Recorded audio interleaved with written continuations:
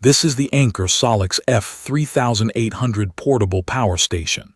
It kept my kitchen running and a space heater humming through a blackout without a hiccup, and that quiet confidence is what stood out right away. I put this in the category of large capacity portable backup power for people who need something dependable at home, in a recreational vehicle, or on a job site. If you have real appliances to run, not just phones and lights, this is where a unit like this makes sense.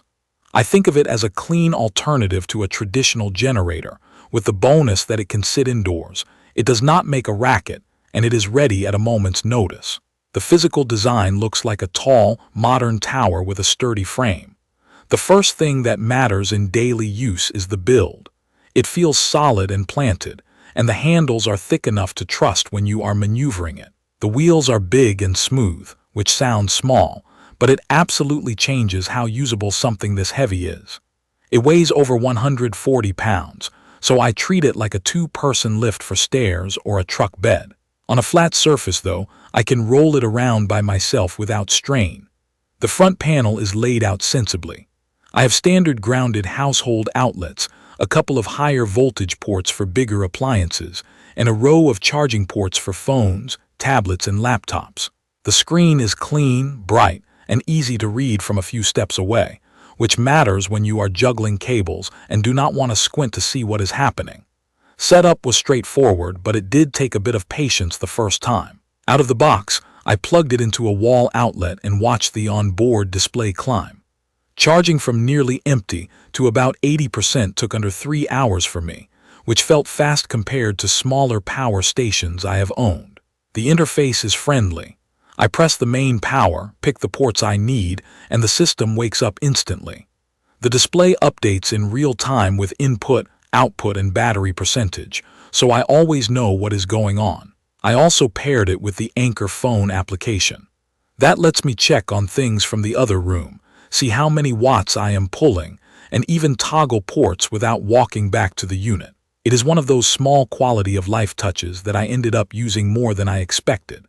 When it comes to performance, this thing is built for serious loads.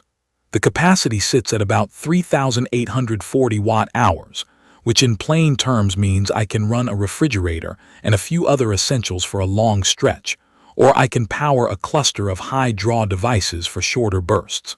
The inverter pushes up to around 6,000 watts, and that ceiling gives me confidence to start appliances that usually make smaller stations stumble.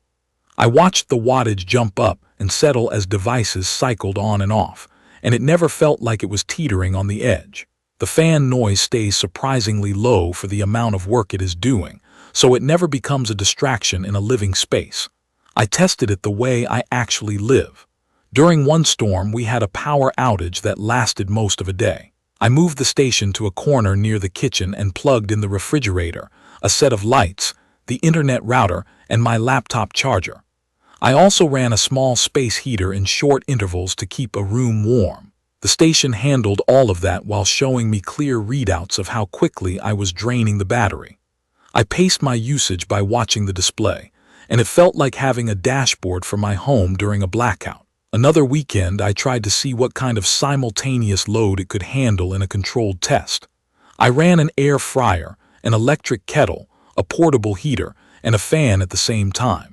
The numbers crept up near the top end, but the station held steady without tripping or beeping. That is something I cannot say about a lot of other units I have used. I also tried solar charging on a sunny day. With panels connected, I like seeing the input climb on the screen. With compatible panels, the charge rate is impressive and keeps the battery topped up during daytime use.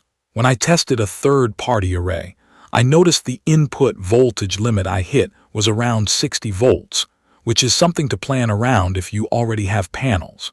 It still worked, but it capped my input compared to what the station can do with a matching setup. That is part of the learning curve with these systems. Once I understood what the unit expects, dialing in a routine became easy. A specific use case that really sold me was a family dinner during a rolling outage. I wanted a normal evening without juggling which appliance to unplug. I plugged in the refrigerator, used the microwave briefly, boiled water in an electric kettle, and kept my phone and tablet topped up. I also had a light on in the dining room. The station took that mixed load in stride, and the food stayed hot and the conversation stayed relaxed. No generator fumes, no shouting over engine noise, and no stress about whether something would shut off in the middle of cooking. That is the kind of practical benefit that sticks with me. There are a few smart touches that make daily life easier. The overload protection kicks in gracefully if you do something careless, so I never worried about damaging appliances or the station. The stackable expansion is thoughtful.